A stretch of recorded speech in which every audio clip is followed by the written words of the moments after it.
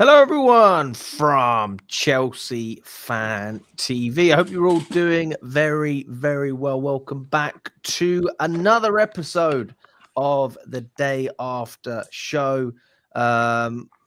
This one not so positive. I was literally saying the other day, it's so nice to just have a chilled out conversation about Chelsea. Life's good. We're doing okay. We can relax, feet up. And we lost. So it was fun while it lasted. But now we get into the nitty gritty, the more serious conversations. I know a lot of people certainly have serious things to say. I already see our first comment about Maresca getting sacked in the chat. And, I expect to see plenty more, to be honest with you. But that doesn't mean I agree with it. That doesn't mean people in the panel agree with it. Although, to be fair, I don't speak for everyone else. So we're going to dive straight in. Big up to Charlie. How are you doing, mate? Yeah, mate. Wonderful weekend. Pleasure, as always. It wasn't the best result. I will say this: I thought it was a decent, neutral game of football. If you're looking at it from that perspective, it was entertaining. I was entertained, but I wasn't happy with what I saw. But I was entertained. No, you weren't entertained. How could I possibly be entertained with a dire performance at home to Sunderland? Well, I thought from a neutral perspective, I thought it was an entertaining game. Even from a neutral perspective, I'd argue most of that came from Sunderland rather than anything we did. All right, well then Sunderland were just very good. Fair enough. They were good, yeah, they were. They were. Right, well, maybe it's because I was shocked how good they were. That's what made me feel that way. Maybe that's what it was. I was expecting a walk in the park, and it was anything but that. How are you, Scott? I'm good. Same as Charlie. Decent weekend outside of the obvious. But I can't really complain outside the football. Did you expect it to go that way? What was your prediction beforehand? I expected a win.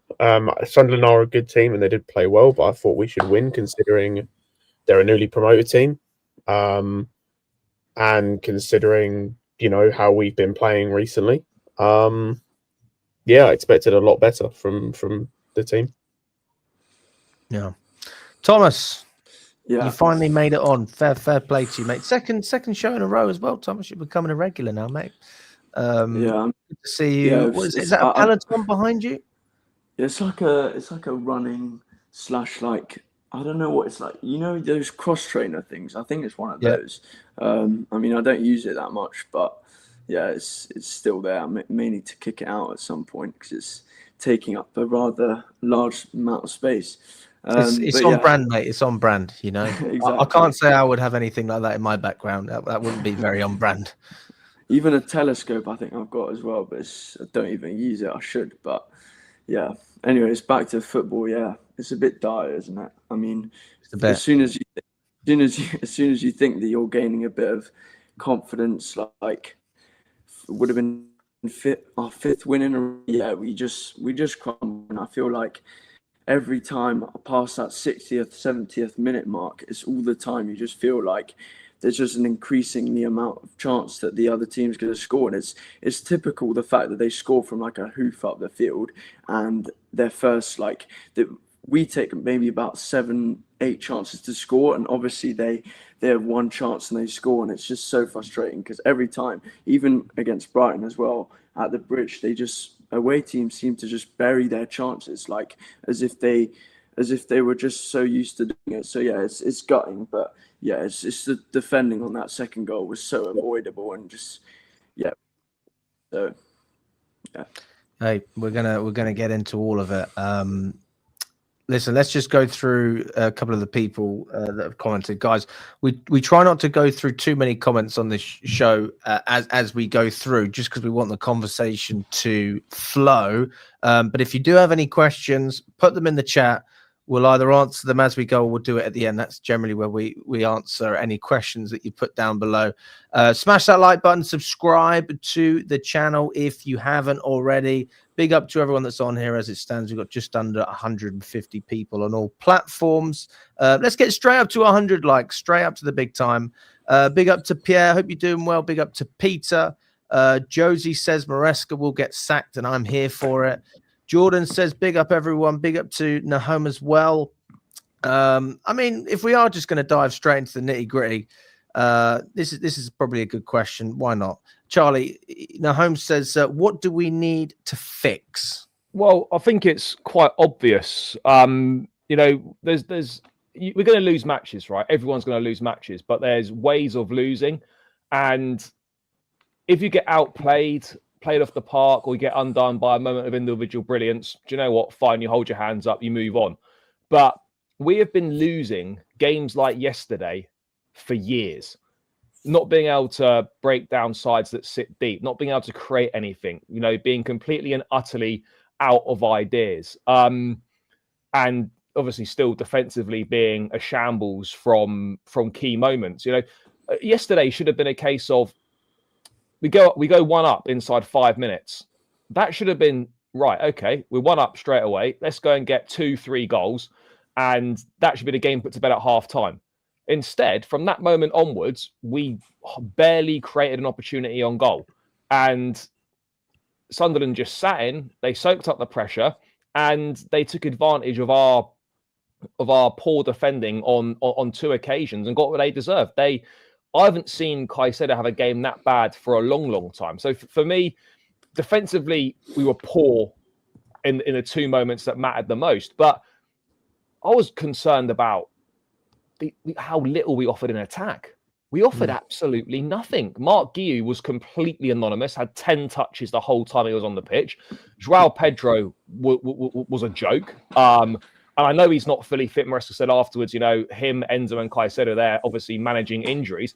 Well, if João Pedro's managing an injury, don't play him. Play someone else, because Pedro right now is a net negative on the team. He's offering absolutely nothing. And he's been woeful for weeks now. So if this injury is causing him that much of a problem, stop playing him. You might not like the alternative options you've got, but there were alternative options. You could have played Lavia alongside Caicedo and put Enzo in the 10. You could have used Buonanotte. I know Buonanotte is maybe not your signing. You don't like him. You could have used Buonanotte in the 10. Buonanotte starts against Ajax, don't even make the match day squad. No, there are other options available there. You don't need to keep playing the same guy. But I think the main issue for me is that we're not learning from our mistakes. The goals that we conceded against Sunderland are the same goals we've conceded in multiple occasions this season. And we don't seem to be learning from that.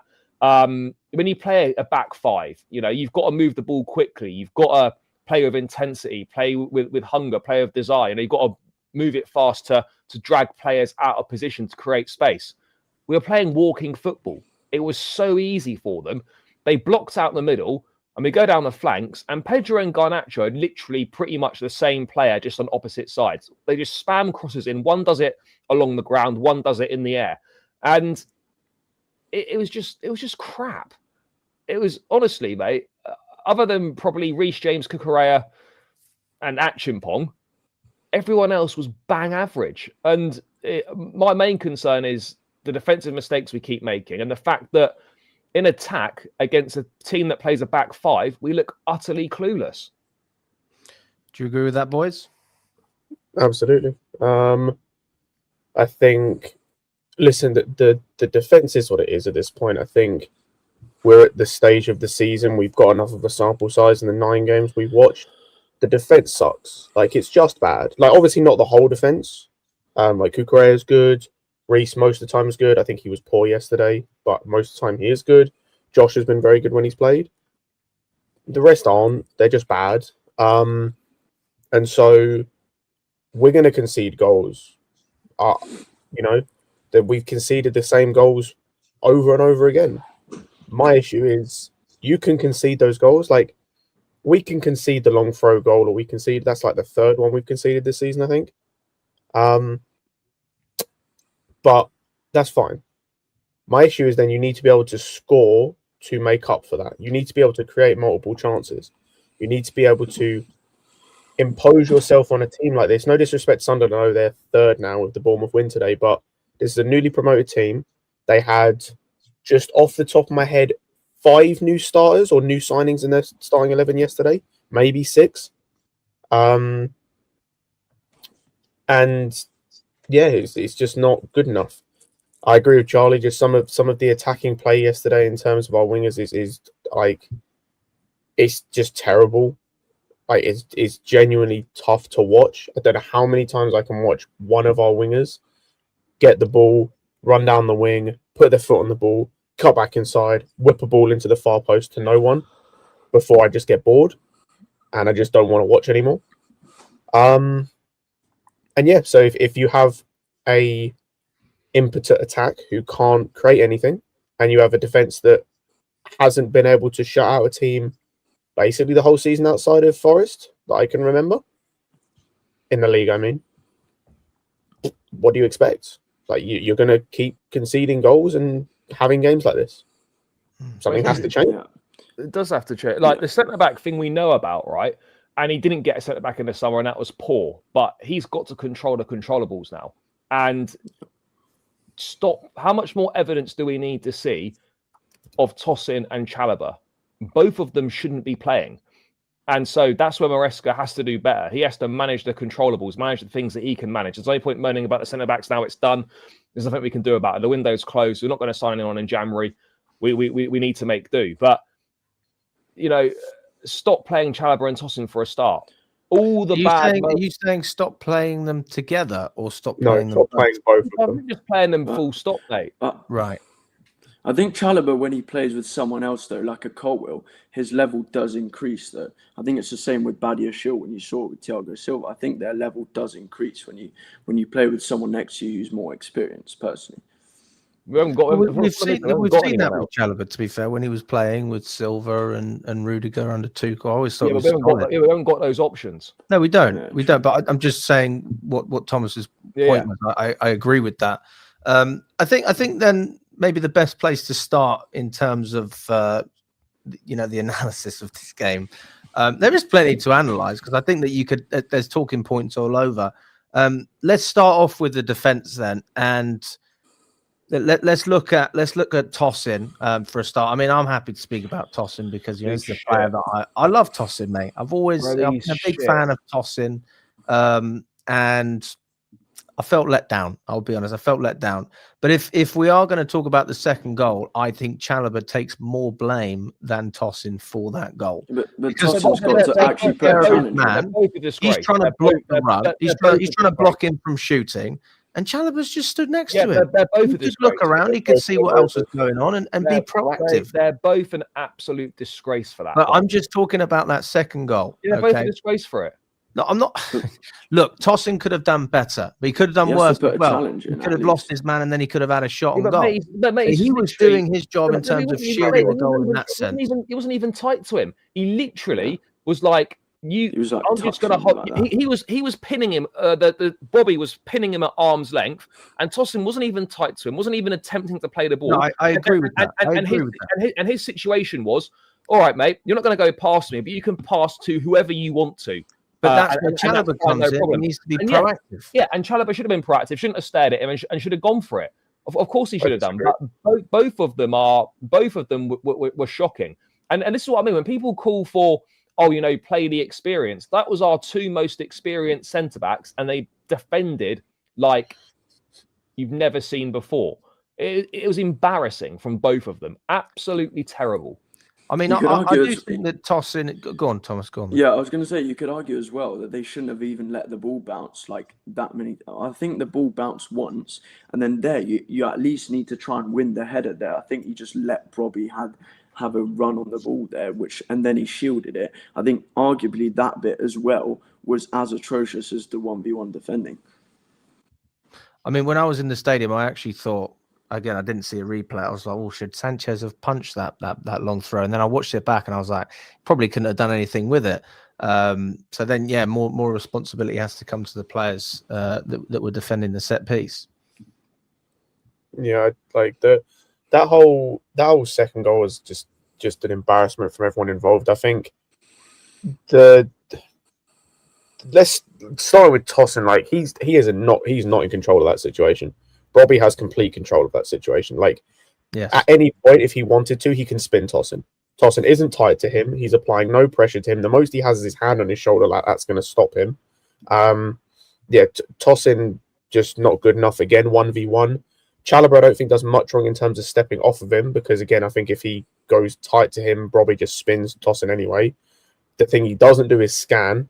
Like, it's just tunnel vision looking at the ball. He doesn't scan to see who's coming into the box, what's going on around him, and then just poor from the midfielders not tracking the man. Like, it's just bad. Well, there was a thing on Sky, and I don't listen to everything they talk about in terms of their punditry, but sometimes they do make some good points. Oh no, it wasn't Sky, it was Match of the Day, and they were talking about the desire from Caicedo and I think it's Andre Santos as well. Like, they weren't running back, they were jogging. It was subpar. It's not really something you'd expect either. Like, it's quite surprising. But even for the first goal, the defending was terrible as well. You know, I mean, look, Action Pong had a decent game, but for that goal, he was partly at fault. He plays everyone on side, on at that long throw in, and then it's just pinball in the box. You can't clear it, and they score. That's literally the very first long throw of the game. You know, we conceded long throws against Brentford. Brentford and Sunderland are the two teams this season that have done the most long throw-ins. You would have thought we'd be prepared for that. And the very first one, we concede an absolutely pathetic goal. Yeah, I mean, is there anything that we could have done differently in terms of the way we defended the long throw? Because the thing is, so many things happen in a short space. Sometimes you just think to yourself, well, it's just about winning your duels. I would say this, the thing that really pissed me off was before the throw-in. They won about 7 or 8 duels in a row, and that's how they got the throw in the first place. And I thought to myself, we're not winning any 50-50s. Every time there's a battle that needs to be contested, we're not showing up for the battle. I'm not sitting here saying that you need to win every duel, but you've got to compete better. I think that's one area as well, especially when we spoke about Caicedo yesterday, Charlie. That's an area that we're not used to losing. We don't lose those midfield battles. I was seeing Xhaka all over the pitch, mate. He was in control of everything. We were second best. You know, as you rightly say, you know, very rarely do we get outclassed in midfield or lose a midfield battle. But unfortunately, yesterday was one of those days where Sunderland's midfield done a serious job on us. Granit Xhaka was outstanding. I forget who else was in there, but they did a proper job on us.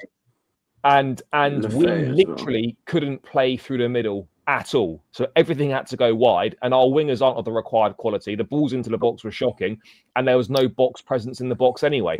But yeah, so that's the first time in quite a while where our midfield's been absolutely done, and we're second best in every single department. I'm surprised Lavia wasn't even used as well, because usually when we struggle to break down low blocks as well, I feel like he's good for actually breaking the lines. And like felt like Caicedo was slightly isolated in that game. And I feel like, when their midfield obviously was very good, like you could clearly tell that they wanted it more. But I feel like I'm surprised Lavia didn't feature at all, because we know he's fit. Obviously, he played 90 minutes against Ajax, but I feel like he would have been useful to actually break that press, because, like Charlie was saying, we were going a lot with our wingers, and obviously our wingers right now, they aren't the most creative. So apart from Esteval, so I feel like I was slightly surprised Lavia wasn't used. Yeah, I can't believe the way that we couldn't dominate that midfield battle. I will say this though, I was a little bit shocked when I was in the stadium, especially outside, how negative the reaction was. Not because we lost again. Like, obviously, you're going to be negative in that sense, but most of the people that I was sitting with, including myself to a degree, were like, we could easily win this game. And when we lost at the end, it was a dagger to the heart. But I wouldn't have sat there, you know, and this is why I was a bit shocked when I spoke with you, Charlie. I was shocked when I spoke with Nina. You know, you guys saying it was a disgrace, it's pathetic. It was terrible. I don't know if that's the word that I would use to describe that defeat. I think that individual errors are definitely something that can be improved upon. But when you say as a team we're a disgrace, I think it's very hard. No, it's not though. I'll tell you why. I mean, I'll tell you why. I don't know, man. I'll tell you why, mate. We've seen some bad ones. It's not like we've just we've lost that game, unfortunately. It's the fact that this is a game this is a type of game we consistently lose and consistently don't have any answers for. This is not a one-off. That's why when you asked me, do you think this is a blip? No, it's not a blip, because we consistently, over the last year and a half, longer, have got so much evidence and so many results of games exactly like this one, where not only can we not break teams down, but also when we go ahead and we're in the ascendancy, we can't kill games off. How much more evidence do we need to say that this is not a one-off? This is not a one-off, mate. This is a constant reoccurring pattern that has happened time and time again in these sorts of games, season after season after season. We didn't beat Ipswich home or away last season. Under Pochettino, we dropped points to 10 men Burnley at home. We couldn't beat Sheffield United away from home. That's just literally 5 examples in the last. Yeah, that's no, spread out, isn't it? No, it's not. No, it's not. Sheffield was with Poch. Yeah, mate, in the last 2 or 3 Burnley seasons, well. that's 5 examples. Literally, that's just thought of there. This is a recurring problem. Chelsea have not been able to do anything against sides that either play 5 at the back or sit deep. That's the reality of the situation, mate. This is not a one-off thing. This is something that constantly happens, and it's something that worryingly looks like not being able to solve itself anytime soon. The most worrying thing is, mate, we were completely devoid of ideas and couldn't create anything against Sunderland. I mean, I definitely think we could have got another goal. I think that Garnacho, we created 3 chances. Had a chance. Chalobah had a shot outside the box. I mean, off the top of my head, I can't remember. No, should have played it through to go. We could have definitely created more. I agree, but I just can't sit here and say that. I can't agree with you, Charlie. It's not like. I don't have this feeling that it's going to happen again and again and again and again and again. That's going to happen again this season. Who are absolutely overperforming in the league. It's going to happen points. They're ahead of City on points. They're ahead of Liverpool on points. Again this season, whether you want to admit it or not. If we would have lost that game against Wolves, West Ham, Burnley, Leeds, any of those teams, trust me, I would agree with you. But we're not losing again. Sunderland are a respectable side, mate. Let's not start doing this. Sunderland have started the season very well, right? And fair play to them. And they were exceptional. And they deserved, right? But let's not sit here and pretend that, try and deflect from the fact that we were woeful by saying that Sunderland have started the season really well. A strong word, mate. I wouldn't use that word. I wouldn't use it. We had what? We had about what? We had about 70% possession and did absolutely nothing with it. We were devoid of ideas, mate. Against a newly promoted side at home, we couldn't create anything meaningful. You go 1-0 up in the first 3 minutes and then don't create a single chance of note for the rest of the game. I just think that's very harsh, mate. No, fine. We created 3 chances all game, 3 clear chances all game, and we scored. Well, I mean, if I look on the website, it says we've had 7 shots on target, 5 off target, 2 big chances created. That's what it says on the website. So we had 2 big chances. We had 2 chances in the game at home to Sunderland. And we're trying to say big chances. That's what it says. Big chances are all that matters, mate. That's the only thing that matters is the big chance. Spare me of these nonsense. I think what I find more worrying is of the 3 chances that we created of note, 2 of them were counter-attacks and 1 was a corner. Mm-hmm. You've got the Garnacho goal, obviously. The one where Neto should play him through and he just it's 2v1. Yeah. That's a counter-attack. And then the Garnacho one that got saved from the keeper on the corner. Yeah. That's what we created. Yeah. We didn't create nothing of note from possession-based football. And we had 72% possession. When we're complaining here about what we were doing, I think Estevan had half a chance as well that was blocked. Are we talking specifically then about the style and the way we're losing in that sense? Not just the result, but it's the style of football. It's the manner of losing. I would have agreed with you last season. I would have agreed with you. Everyone knew how I felt. But now I've seen what we're able to achieve playing this brand of football. I know that there's going to be good days and there's going to be bad days. I kind of accept that. That doesn't mean I don't have standards. That just means that, that's life. That's how it goes. You are going to drop points.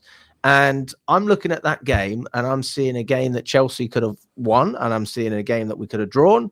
And obviously we lost. We couldn't have won that game. I don't know how you watched that game and thought we could have won. We absolutely could have. What if Esteval scored that goal? Then what? What if Chalobah scored his goal? You know, like we're talking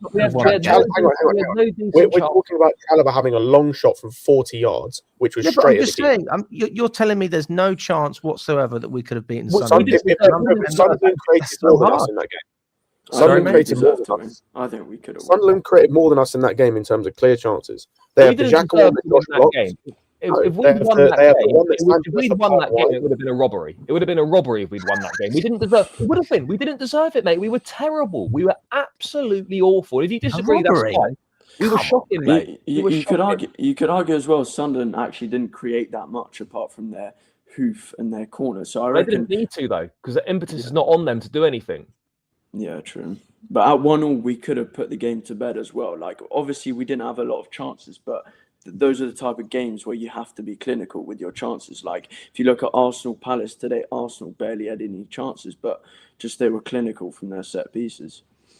I would say, from the perspective of individuals, it's very hard to say that anyone was anything special. I think Achibon was decent, if that means anything. So I'm with you on that side. I think I spoke with someone yesterday, I forgot his name, Norman, who's the Irish bloke, and he said to me, if you would have asked me to rate all of the players 1 to 10 to give you a man of the match, I would have really struggled to find someone. And I said, okay. And then at the end, he was like, it wasn't bad, but it wasn't good either. It was just flat. But the thing is, Charlie, when you're up against low blocks, you have so many games like that because there's not much space to operate. And so I appreciate your point. I do appreciate it because to an extent, you're right. We've got to do better. It's nice to see attractive football. I want us to create. I want us to score. But you can't just be a team. There's not much space to operate in, first of all. But you can't just be a team that can only win football matches if the opposition comes out and attacks us. But we're not. We sort of are. No, we're not. We play more attractive football when teams open up. That's absolutely true. But we're able to break teams down. We've seen it before. It doesn't look pretty a lot of the time when we do it. What teams are we breaking down and winning games this season? Well, just this season. West Ham. West Ham, we smashed them 5-1, mate. West Ham we broke them down. What do you want me to say? We broke them down and we beat them. No, I mean teams that are coming and doing a serious job. Like West Ham was not. We haven't played against many teams that have done that. In fairness, Charlie, we haven't done many teams that have done that. I mean, if I was to give you an example, Palace, we drew that. You could argue Fulham. Fulham kind of because we didn't. Fulham really didn't sit as deep as Sunderland did yesterday. No, they didn't. I mean, I agree that we struggle to break down teams. I don't disagree with that. A lot of it comes to sit here and say that we will never break down these low blocks. It's never going to happen. Like we can't do it. It's not never going to happen. At some point, that's the way it seems when you say it. That's the way you make it sound. At some point, obviously, that will hopefully change. But the reality is, mate, is that we continue to struggle in these types of games, and that's the frustrating thing. That's why I've had the reaction to this loss that I have, and why other people have had a reaction to this loss. It's not the fact that we just lost the game of football. It's because that we keep losing these types of games. That's the frustrating thing. And as soon as you feel like you're building momentum as a team, that's 4 wins in a row in all competitions. You've got Sunderland at home, a chance to make it 5 wins in a row. Every time you feel like you're turning a corner, every time you feel like you're going on and you feel like you're building some momentum, you come crashing back down to earth, and it just feels like you take 1 step forward, 2 steps back constantly with this team. And look, the manager's got to do better, the players have got to do better, but it also highlights the fact that, and we spoke about this so many times, the recruitment was dreadful in the summer, absolutely shit. And you look at the teams we're trying to compete with. Look at the squad Arsenal have got. Look at the players they bring off the bench. Look at the players they rotate in. Look at I know Liverpool aren't doing well right now, but they'll get themselves together. Look at the players they've got. Look at the players they bring off the bench. Look at what City can do and what City can bring off the bench. And then you look at us, and we've spent. I know Cole Palmer and Delap are injured, fine, but you look at the bench, right, in the game on Saturday, and you're turning to it, and we're in a stage right now with the money that we've spent, that we are hanging all our hopes on an 18-year-old who's played 9 games for the football club to try and make something happen for us. That is option off the bench is George. That is disgraceful. Yeah. Absolutely disgraceful.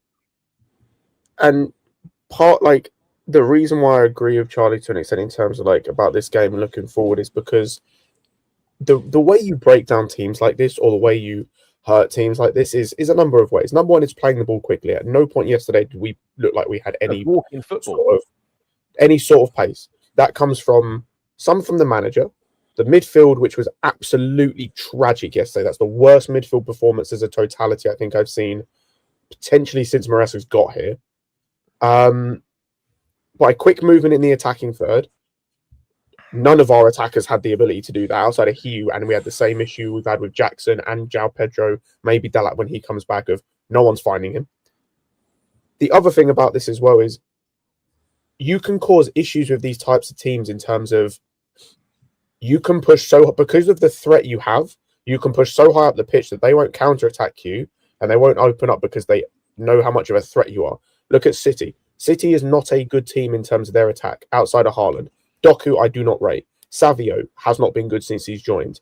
Marmoush is good, but might be injured at the moment. Foden has been crap. Cherky has not really hit the height so far. They've got one attacker, but it's the best striker in the league. So they have a fear factor of, I have to be careful. I can't push too far forward and step out against the team because Haaland's going to... One pass and Haaland gets the ball, it's finished. We're finished. It was the same. I know it's a better squad. It was the same when City first started doing this and winning leagues. You couldn't have teams counter-attack them the way that they are doing or they were doing last season because there's that fear factor. Not a single player in our attack causes any type of fear to these players. Like, there was a still frame that someone found from like the 43rd minute or something like that when we're on an attack. You've literally got in a line Pedro Neto, Garnacho, João Pedro, Garnacho, Cucurella, Hugh as a 4, and then you've got Pedro Neto on the wing. Garnacho is about as open as you can get. Not a single player on him. Do you know why? No need to be. There's no need to fear him. Because what's he going to do? He scored. That's cool. And did nothing after he scored. Because there's no fear. That's his first goal of the season. There's no fear about him as a player. Yeah, he was shit. Same with Pedro Neto. I'm talking about Garnacho, not Guiu. Garnacho. I said Garnacho. He was shit. Outside the goal, he was shit. It's the same with Pedro Neto. There's no fear. I mean, by the way, I agree with you on Pedro Neto. I thought Pedro Neto was poor. I don't think Garnacho was poor, mate. I don't think he was terrible. He was direct. He was having a go, and he got his reward with the goal. I don't think he would have improved as the game went on. I think it was the right decision for him to come off. So I can't sit here and say that he was poor because he wasn't. He was good for 6 minutes. The whole no, but guys, we got to be honest here, right? Oh, the whole attack was awful. I'm just going to say it. They were shocking. Mark Guiu is basically Conor Gallagher at centre forward. No, he is, because all he does is runs and presses and does fuck all. He does nothing. João Pedro is not fit, and he shouldn't keep. João Pedro is not fit, and he shouldn't be playing. That excuse, by the way. Yeah, but I want to talk on that excuse, by the way. That he's not fit excuse doesn't run, by the way, because I would understand the injury excuse if he couldn't cover ground. Injuries don't mean you can't make a 5-yard pass. Injuries don't mean you can't raise unless your neck is messed up. Injuries don't mean you can't look up and scan. That's not injuries. That's you're an idiot. That's your his body language yesterday. His body language yesterday was disgraceful. It was like he couldn't be bothered. He couldn't play a pass. He was throwing himself on the floor. He was lazy, and it's like you look at that. It's like you've just come back from a red card against Benfica. You missed the Ajax game, and then you turn in a performance like that with your negative body language. João Pedro playing it how he is right now is a net negative on this team. So you should be playing someone else. He's not playing well enough, so you need to go and play someone else. Is that I'm not saying that? You've got to get him on the bench first. You need to. There's got to be better options. You have to use someone else. The fact that you're saying that Guiu is like a Conor Gallagher up front. I mean, he should not be in that situation in the first place. He should be on loan at Sunderland. We should have Jackson and Delap as strikers and Pedro as a 10 option. Like, for me, it's just poor squad planning once again because we failed to just like get the right players in, or we fail to be able to keep just the constant recycling of players, by the way, doesn't even help our cause, because the fact that we struggle to create, well, our whole attack's just completely different from last season. It would help to have a bit of continuity. And yeah, for me, that's one of the big reasons why we just struggle to create in these games, because our attack's like changing from season to season. Like if there's a bit of continuity, then I think it's more understandable to say that performance is like way more woeful. But the fact that our attack's just changing every season, for me, it just like shows that the players can never actually learn the way that Maresca wants to play. And obviously all these players, they don't look like they've played together. They just look like they're playing in their positions and they're playing their own way. For me, that just shows that it's poor squad planning at the end of the day. But I agree. But I think so much of this is just like lack of quality. Like we can talk about chemistry, we can talk about profiles, which I'm so sick of talking about. We don't have the right profiles. No, we just don't have quality. Like at some point, like it doesn't always work. You look at PSG and Real Madrid, the Galacticos and things like that. But if you have guys that can at least play together, that are of a quality, that quality will shine for you. You see with Esteval. Esteval is in his first season in the league. He's 9 games in, or whatever it is, including the other competitions, and you immediately see his quality. He is a level above every other winger we have. The rest of the wingers we have are average. Matisse said something like, I just want to reiterate it because I completely agree. Average. If any of these wingers play for any other non-top 6 team, would you know who they are? Would you care? Would you notice a difference?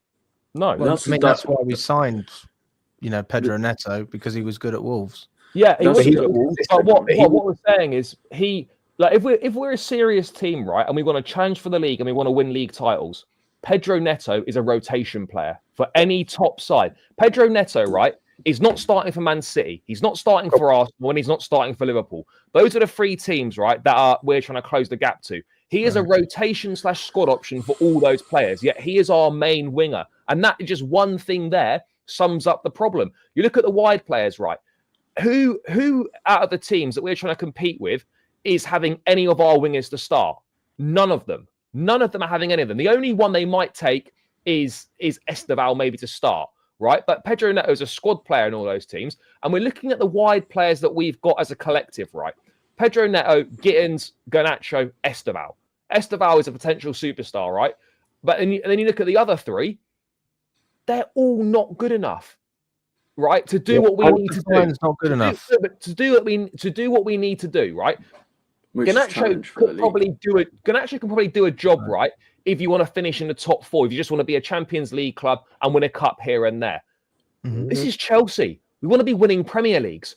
You are not winning Premier League titles with the attacking options that we have on the pitch. I don't understand why this is so hard to understand. Are we going backwards?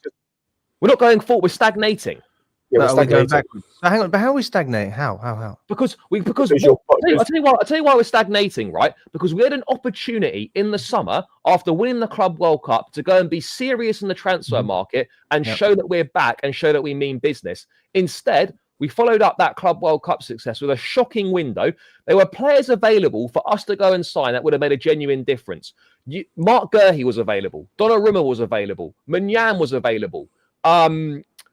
Victor Osimhen was available. All these players were available to go and get in the summer, and we didn't go and sign any of them because we are not a serious football club. If Chelsea had gone and signed Donnarumma, Mark Gurhey, and Osimhen, then we would be having a very different conversation to the one that we're having right now, because we didn't buy match winners. We didn't buy proven quality. Instead, once again, we went for players with potential, and we've had a high overturn of players in the attacking third.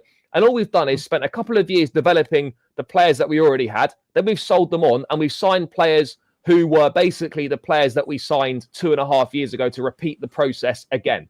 How are we making any progress? I wouldn't say that we're stagnating. I think it's a bit early to say that. No, we are stagnating. We're not moving in the league. In terms of the league, we're stagnating. In terms of the league.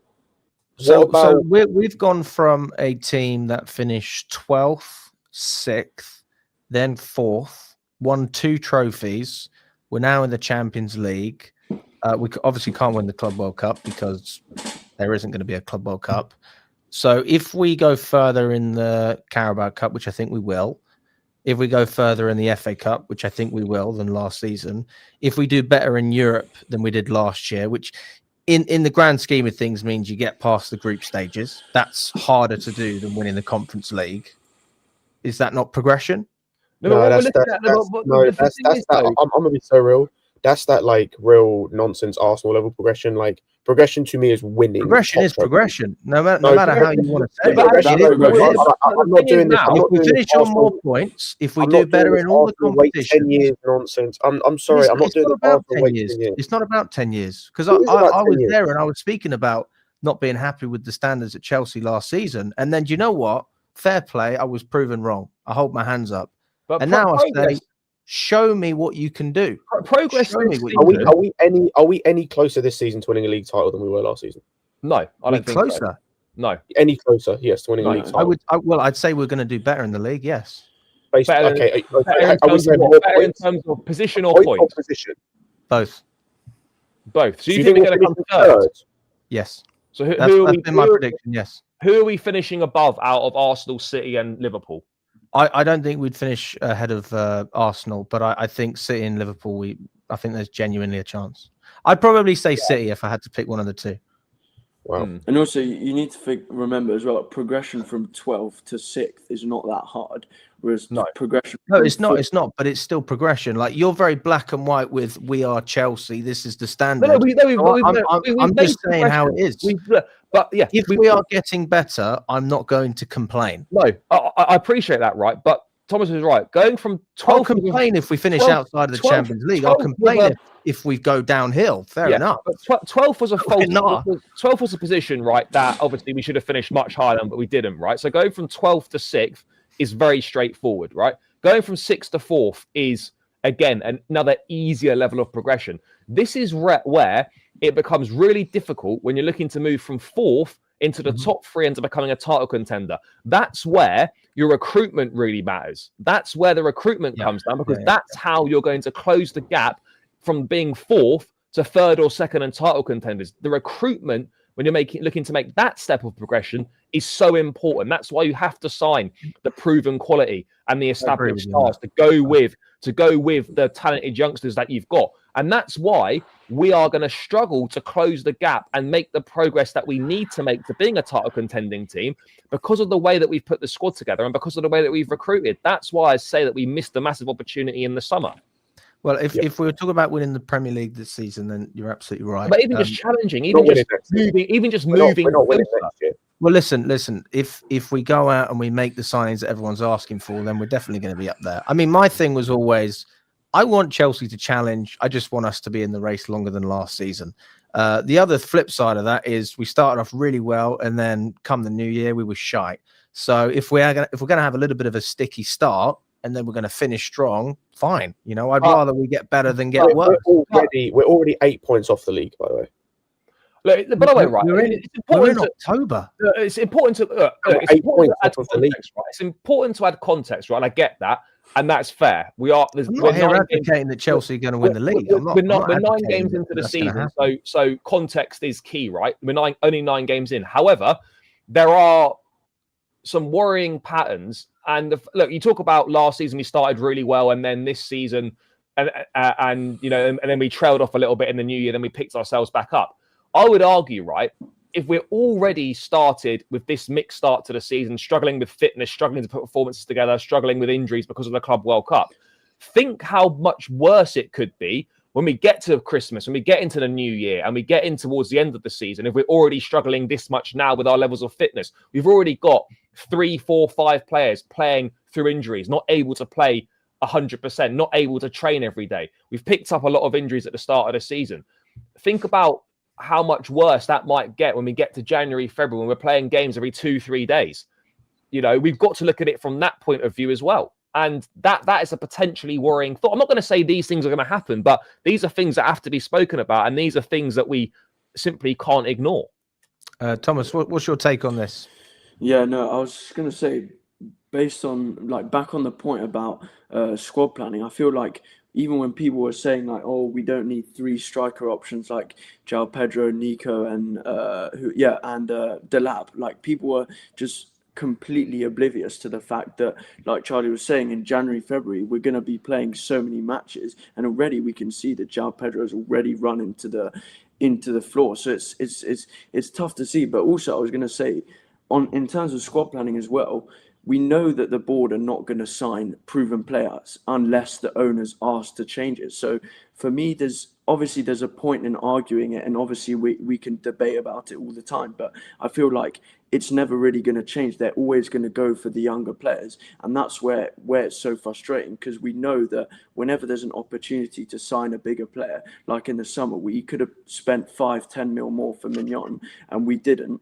And we just knew that even when we were close to signing Elise, I knew that we were just going to fumble the bag, because we've just not been proven under Klilik to sign proven players. And for me, we're never going to get close to challenging to the league if we don't bring these world-class players in, because we know that we can bring in the young players, and we've got enough of that. And it's just about sprinkling in like your experienced players like PSG have, like in Marquinhos, Nuno Mendes, and all these players who are already very experienced. So for me, it's frustrating. Obviously, everyone's going to be annoyed when we lose games like this, but it's never really going to change if the owners don't say, okay, we actually need to look and take a risk. Maybe you're not going to get the resale value in these players, but maybe at the end of the day, you're going to finish first or second in the league. But it's sort of, like, I know people don't want to hear it, but genuinely, the future probably is quite bright. But I'm not bothered about the future right now. We're talking about football's unique in a sense where you've got a plan for the future, but you've also got to be successful in the here and now. And unfortunately, everything we do is geared towards, but Chelsea might be good in 12 months. It might be good in a couple of seasons. Think how good Chelsea might be in 2 or 3 years' time. I'm fed up of having the same conversations about, we'll be good in X amount of time. I'll wait till these players are in their mid-20s. I'll wait till these players have had 1, 2, 3 seasons under their belt. Wait till, they've done this and that. I'm just like, guys, where is the plan to make us a better football team right now and to close the gap? Because yes, we'll be better in 2 or 3 years' time, but guess what? Everyone else will be better as well. So it's not like those teams are going to be standing still and then us getting better is then going to close the gap. Those teams are going to be constantly developing as well. And so this idea that it's suddenly going to all come together and we're suddenly going to be able to do something that we've not been able to do for 8 or 9 years now, which is win a Premier League title. We haven't finished above third since we won the league. And suddenly people are talking about of this team, we can challenge and win the league in the next few years.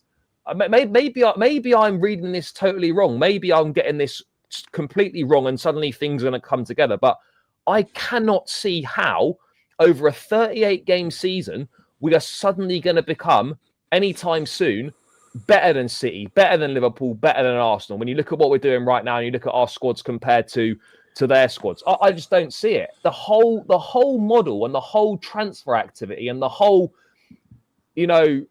thesis of the club is based on a pure gamble. It's literally calculated on players becoming as good as they think they're going to become because a set of numbers have said they might become this good.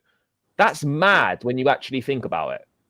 Yeah, and the reason Arsenal are doing so well as well is because they've had that same squad for the past 3-4 years. Obviously, you're going to chuck in like the players with potential, and obviously you're going to make reinforcements when you need reinforcements. But look at their back line. We know every single week what their back line is going to be. We don't know every single week what our back line is going to be. Our players are constant. The constant recycling of players is the fact that it is what's not going to cause our continuity. And best teams in the world, Arsenal, City, Liverpool, they've got continuity. And every time we know that whenever a player gets good after 3 years of being at the club, he's going to be sold for profit, and then bring in another young player who's going to take time to improve. So it's just so frustrating. We saw it with Madueke as well, with Jackson as well. Jackson, that would have been his 3rd season. Madueke would have been his 4th, you could argue 4th season, because he was with Potter as well. And obviously you bin them off, and then you're going to have to start again with your likes of your Gittins, your Gius, all these players,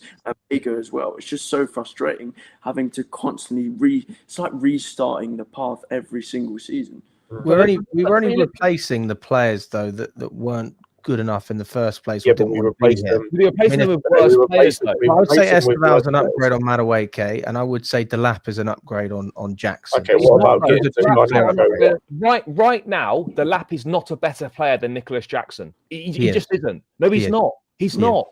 He is. Well, we won't agree on that. Jackson scored 11 goals for Ipswich in the Premier League. Good for him. Carlton wouldn't Morris do it. scored He wouldn't 12 do it. goals for Newton. Like, Who? do it. Right now, Carlton Morris got 12 goals for Luton. He's now playing in League One. Like, good for him. He scored 11 goals. Right now, right now, Delap is a goal scorer. He is a prolific He hasn't striker. shown it yet. I think He's he had will. he's had one season at Ipswich. I'm not saying he's a bad player. He's a more naturally But this talented is- but this footballer. is what- He has this is what we strength. He has This is what we speed. need to look at, He's right? got a good shot on him. This is He's what we got need to good look at. link up. Sure, but this is what we need to look at, right? The players He's a that much left- better Different footballer profiles. than Jackson, They're and I like different Jackson. profiles, though. the They're different profiles. The players that left, right, in the summer, how many players that left in the summer, right, were replaced by players who right now were better than the ones that left? The only player who's come in that was better than what left in the attack was Esteval. Everyone else that come in is either worse or level. João Pedro actually as well. So you had João Pedro and Esteval, right? Okay, probably better than what we previously had. But Garnacho and Gittins are not better than what we had in Madueke. You could argue Jackson's better than Pedro, to be fair. I was gaslit in the summer, right, on my channel for saying that for having the opinion that Nicholas Jackson is a better number 9 than João Pedro. I stand by it. As a number 9, Jackson right now is a better 9 than Pedro is. He offers Pedro's way not even more a 9 in a as 9. well. He offers way more in a 9. Yeah. Offers way more in the 9. And you so could argue right now we have 0 number 9s if when Delap's Oh, we don't. out. We don't. Like, we have Hugh, and that's it. Like I said this in the summer, we didn't address a single position of need properly because you bought one number 9 for a position that required at least 2 because we were looking to sell our only number 9. So yeah, you didn't address a single position properly. You bought 1 9. He's now injured. But no, again, it just goes back to the quality thing. Like I agree with the Arsenal thing in terms of the continuity. Part of it is quality. Like there's a reason Saliba, who was their best centre back 2 years ago, couldn't get dropped for Mosquera, who they bought for 13 million, by the way. They spent 13 mil on him, while we're spending 13 mil on randos from Argentina. That's a guy that was playing regularly in the La Liga and was like 21. But anyway, there's a reason he can come in next to Gabriel and look completely fine, because Gabriel is that good. And because Mosquera, to an extent, is that good. And there's a reason that Calafiori can come in despite sucking last season and look good. It's next to Gabriel. There's a reason that Ben White, who was as good as he was again 2-3 years ago, can get dropped and replaced by Timber, who's coming and been.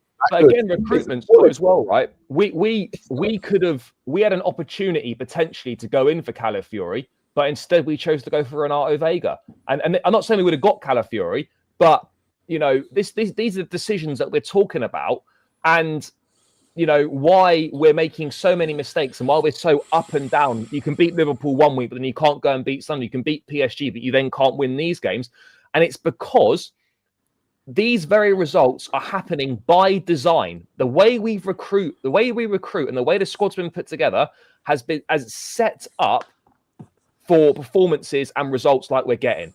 It's You mean by down, design, design, Yes. right? We're getting the results we are because of the way that we've recruited. That is why this is happening. Okay, that's very fair.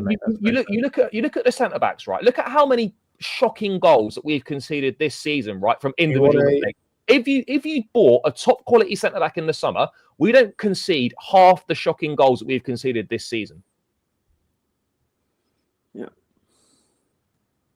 I found a stat, by the way, on the defence, or on Tosin, actually, which I've said in a couple of streams, so I'll say this one as well, for those who haven't heard. Tosin has been directly involved in 7 goals that we've conceded this season in 415 minutes.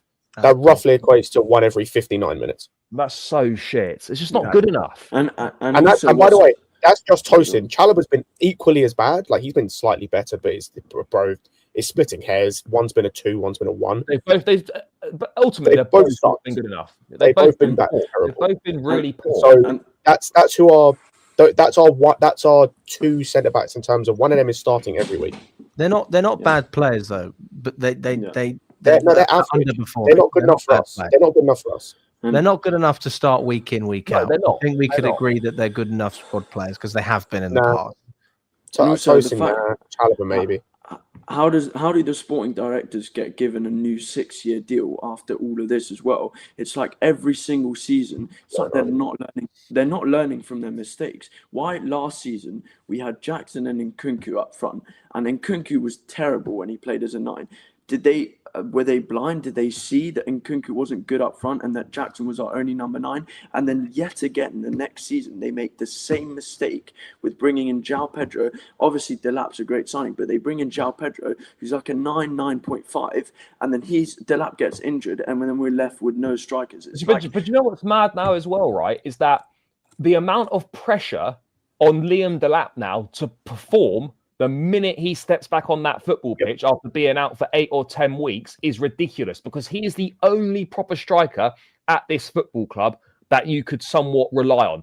Pedro, as I said, all summer is not a number 9. He seems to only be able to play number 9 if Cole Palmer's playing behind him. That seems to be the only way that this guy can play the 9.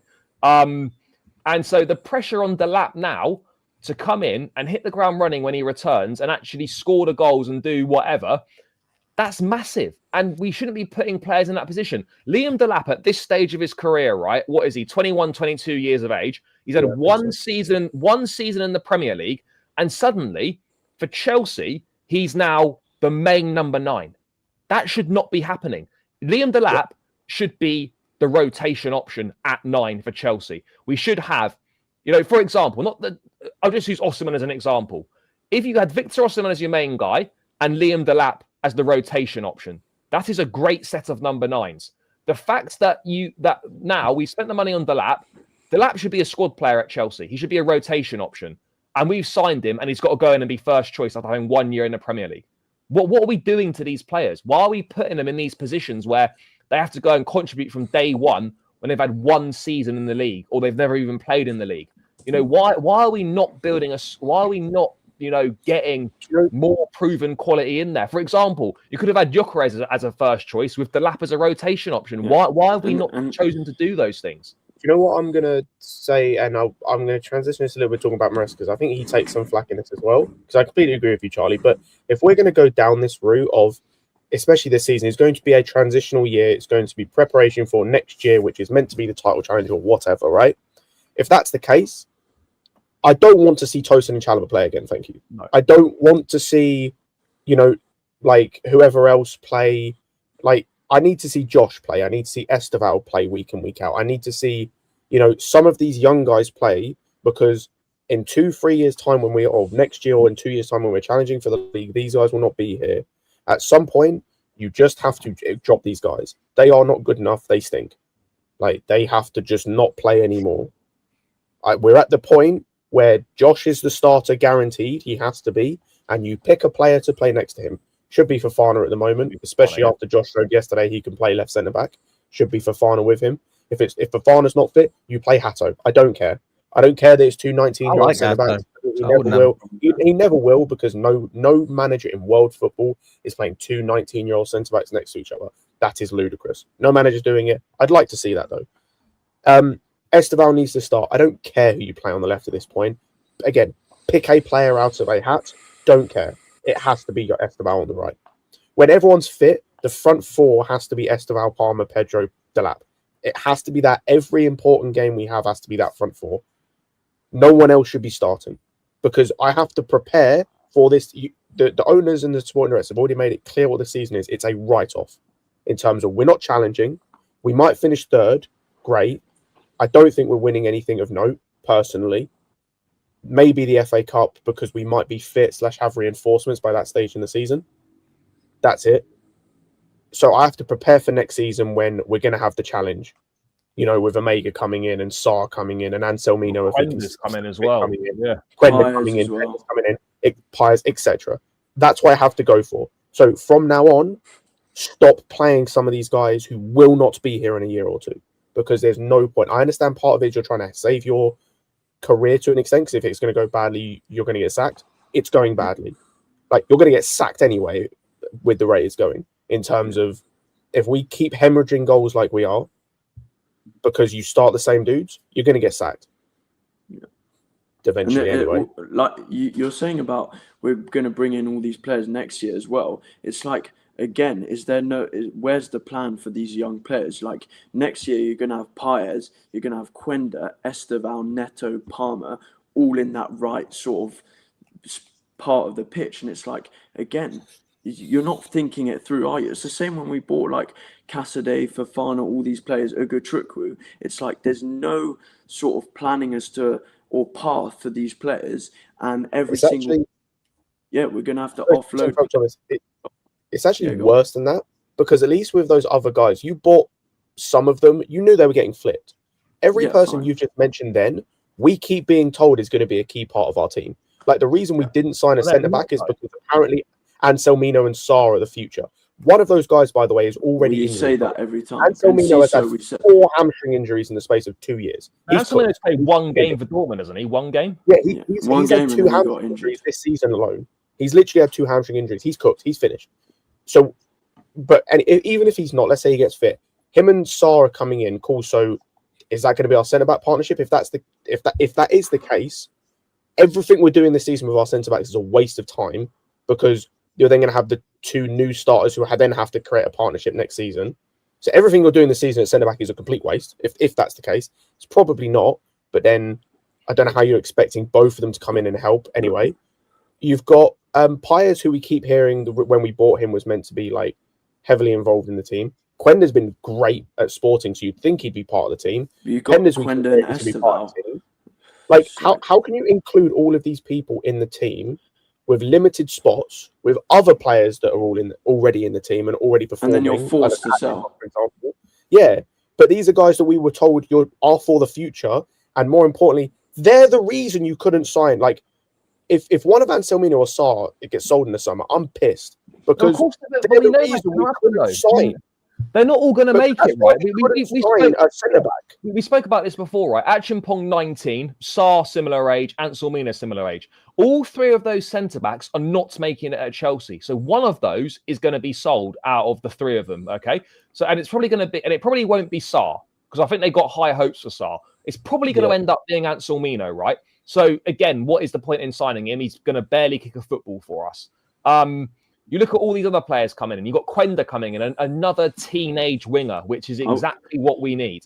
And then I wouldn't be surprised if Penders got sold as well next season. No, Penders won't be sold. Penders won't be sold. But he won't be sold, but it'd be funny. Next season, I think there's a very, very good chance that Mike Penders is Chelsea number 1, which is why they weren't prepared to spend the money on Munyan, because you hear, we're not going to sign a goalkeeper because we don't want to block the Penders path.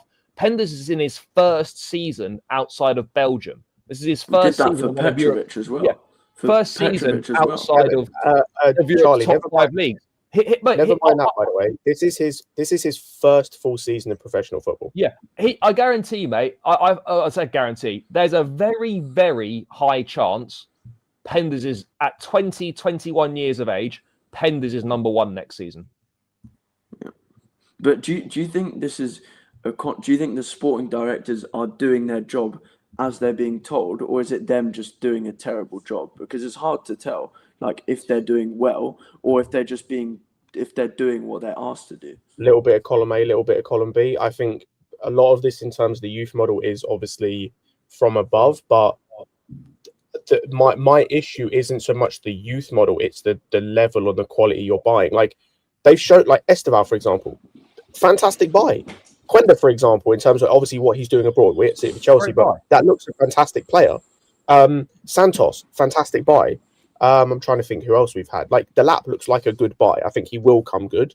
Like, some of these look like Palmer, good buy. I know some of these are differing guys. I think the South American scout was involved in some of it, Joe Shields, etc. But they can buy guys of quality.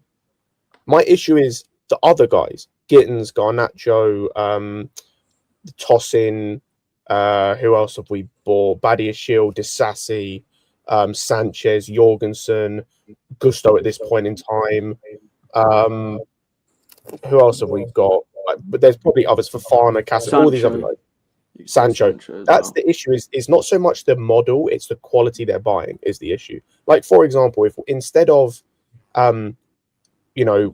signing Tosin, we just sign Mosquera, I think he's better. I think he looks better, but he's younger. But again, there's a quality there. I think if we sign Hincapié, that's the quality's much better. Like you can do both. You don't have to do this. Like I don't think the model is the whole reason. It's the quality. Like you can buy young players. Do you think there's a reluctance? Do you think there's a reluctance to get players over the age of 27, 28? Oh, 100%. But I think you can still. Everyone knows that. I think you can still find success. I look at, for example, like PSG have managed to do it. João Neves is 21. When they signed him, I think Pacho was 21 or 22, and he's incredible. They still got Marquinhos, Vitinha. Obviously, they got Marquinhos, but I'm talking in terms of the young players they're buying Dembele are as on well. a level. Yeah, they're like Kvaratskhelia was like 24, 23 when he bought him. They're buying players of quality. We're buying guys who are a similar age who suck. Like we're buying guys who just aren't good enough or have to develop into that player, but we're not giving them the platform to develop or the time to develop because in 2 years we're going to end up selling them. Like Gittins. It's just Madueke. We bought Madueke from PSV again. Yeah, well, and in 2 years when he doesn't develop and he gets sold. And this is the thing. And then we buy the same thing. It's like and you buy Nicholas Jackson, you spend 2 seasons developing him. And then you basically go and sign someone in Leon Delap, who is kind of what Jackson was a year or two ago. Omega as well. When you bring him in, he's only going to have like 1 or 2 seasons in the French league. That's the exact same thing. Omega ain't even a starter now. That's joke. I think the whole point of it though is you sign all these players, young players specifically, and you're going to get some that will stick, and you'll get some that won't. And this is where they gave Jackson a new contract, like an 8-year contract. Yeah, but that's actually a good thing that they gave him that deal because it means that they can sell him for more, or if they can't sell him, they can keep loaning him for those juicy deals like they did with Bayern, and they just make their money like that. So, I mean, I've done a little poll in the chat, and I've said who is the main issue at the moment. So, guys, if you haven't put your vote in, let us know in the comment section. I've put four options. You've got the owners, the sporting directors, the manager, or the players. I'll let that sit for a couple more minutes, and then we'll go back to it as well, and we can speak about what people are saying. As it stands, most people think it's the owners. I will say myself, I am with you. A lot of people, I've seen a few comments about brown envelopes, all the rest of it.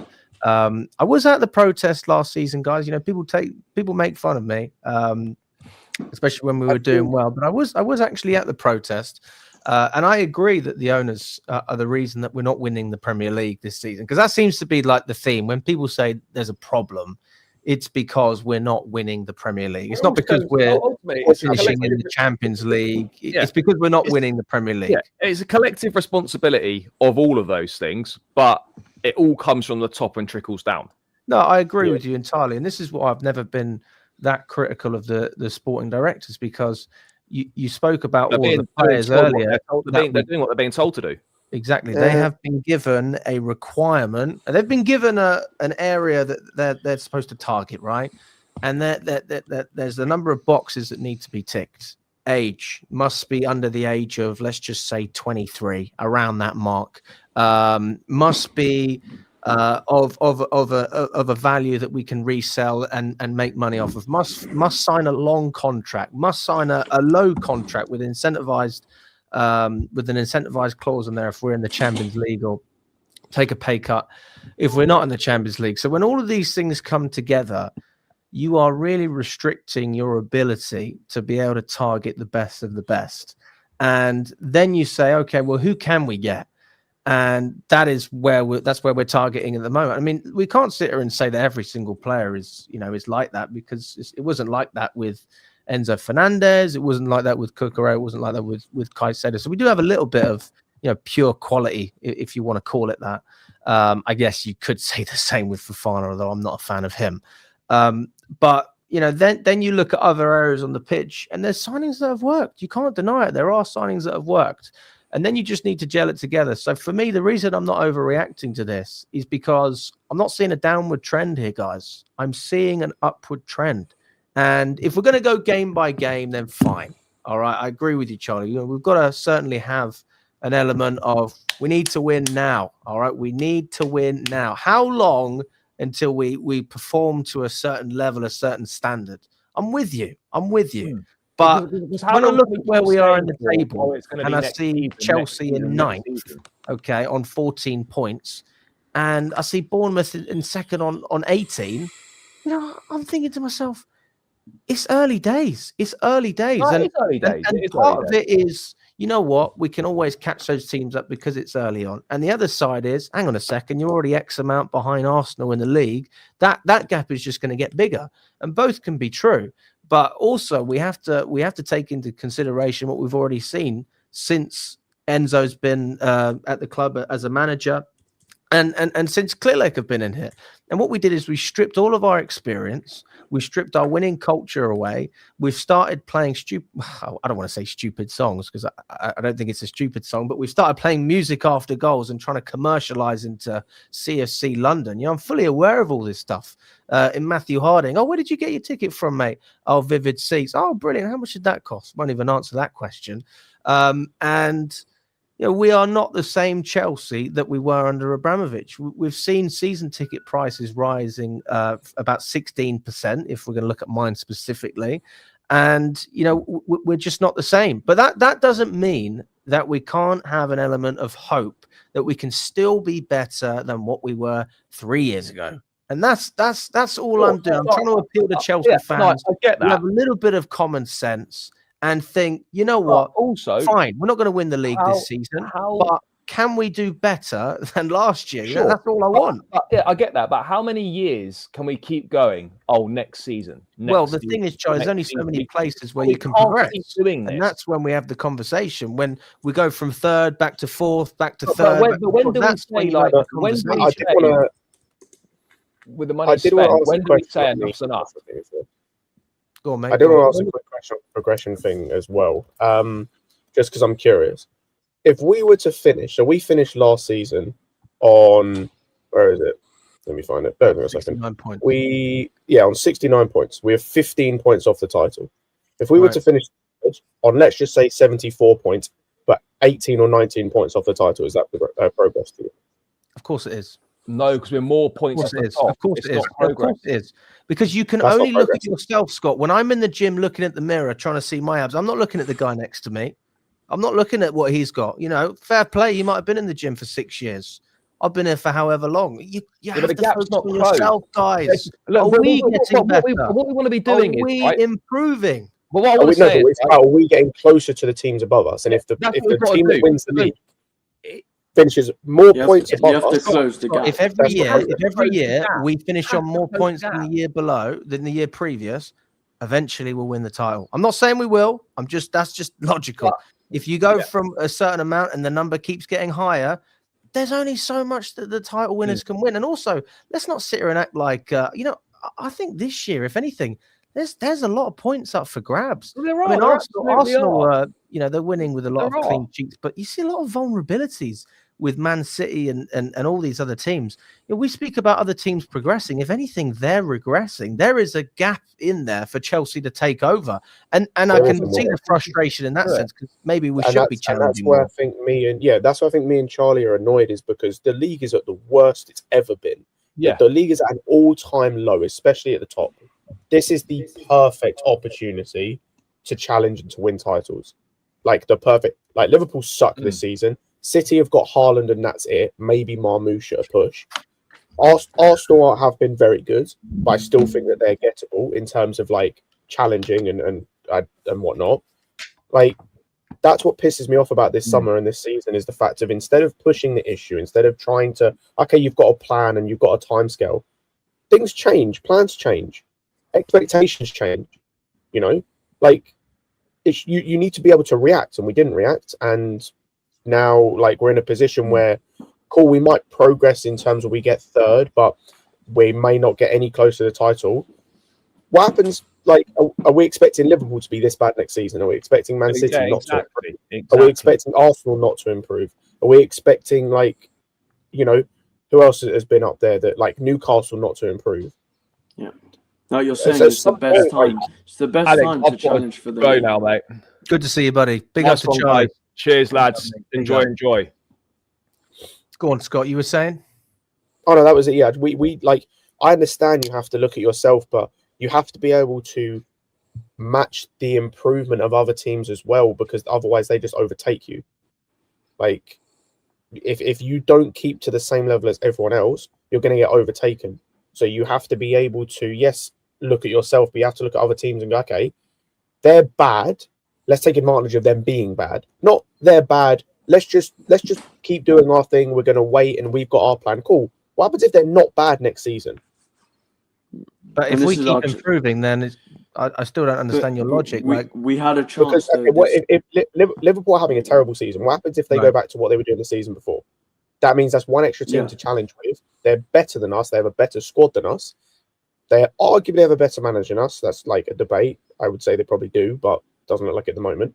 But yeah, they're in a better. If they manage to fix the issues with their team, they're like in terms of defensively and going forward, and most of it is a cohesion thing more than anything, or just certain players not needing to play, or a bit of a refresh with one or two players here and there. They're immediately better than us. Arsenal are already better than us. City are better than us. That's what you're saying as well, Scott. That like, because the teams are so vulnerable this year, we had the chance this summer to take it by the scruff of the neck and actually do something with that, and we didn't, because we didn't bring any quality in. And obviously, we thought that when we qualified for the Champions League that we were going to get Champions League level players. Obviously, the winger market's not great, but you can still sign your Mignons. You can still sign a good striker. And for me, that's where we just didn't do enough. Like, I was underwhelmed with the window. If we qualified for the Europa League or the Conference League, the window's fine.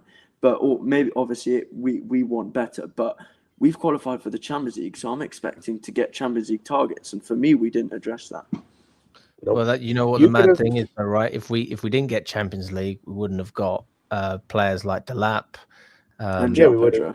You know, and well, potentially João Pedro as well. You know, so I mean, we could. I reckon we get every player we did get, we would have got. The only question mark would have been in terms of spending money, like, because obviously there was a whole need to sell to buy nonsense and all that rubbish. In terms of the actual players we bought, we'd have bought the same players. We didn't need Champions League to get Delap. We didn't need Champions League to get what's it called? I thought Delap was going to go to Champions League. Well, it was us or United, and United weren't in Champions League either. So I don't know whether that would have made a difference if he would have picked United over us at the time, considering how much of a mess they were.